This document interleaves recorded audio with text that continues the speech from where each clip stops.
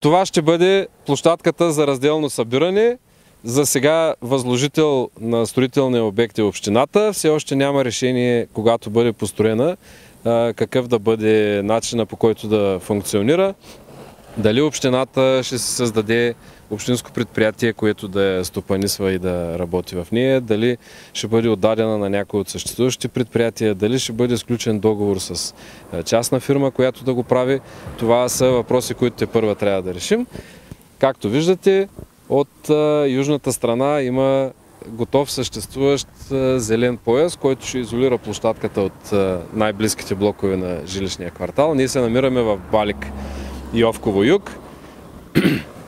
Пред нас е околовръстното, до нас е улица Христо Ботев, т.е. площадката е съвсем близо до кръстовището на Христо Ботев с околовръстното. От към Христо Ботев ще има една пътна връзка, която ще свързва площадка, т.е. входа на площадката с пътната мрежа.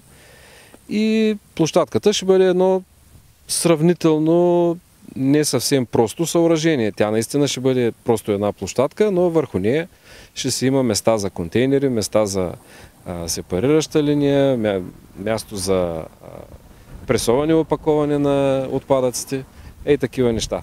И гражданите ще могат безвъзмездно да идват и да оставят отпадъци, които им пречат в домовете, от най-различен характер. А дали ще могат да си поръчват транспорт, примерно много хора?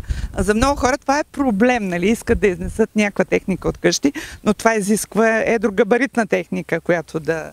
Ами, въпросът е съвсем резонен, трябва да помислим по него. Ние в момента, на днешния ден, откриваме строителната площадка, а пак как точно ще функционира обекта вече готовия, това са неща, които тепърва трябва да решаваме. Нека да кажем какво могат да донесат гражданите тук. Всичко, което оставяме в контейнерите за разделно събиране.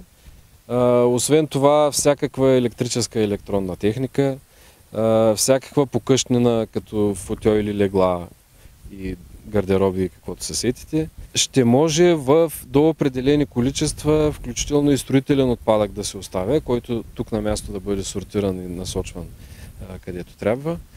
Горе-долу е това. Няма да може да се приема биологичен отпадък, какъвто просто трябва да изхвърляме в контейнерите за смет. Доколко можем да кажем, че Добрич е пионер в изграждането на нещо подобно като съоръжение?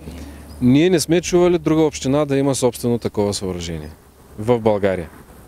Има общини, които са сключили договори с някакви съществуващи частни обекти с такава дейност, но не сме чували за община, която да е изградила собствен такъв обект. Колко ще бъде цената на обекта? Над 600 000 лева, между 600 и 700 000 лева. За 10 месеца трябва да го изпълнят. Мислим, че по-рано ще го изпълним. Ще има две сгради, административна и навес, в който ще има контейнери за разделно събиране на електронни отпадъци, битови.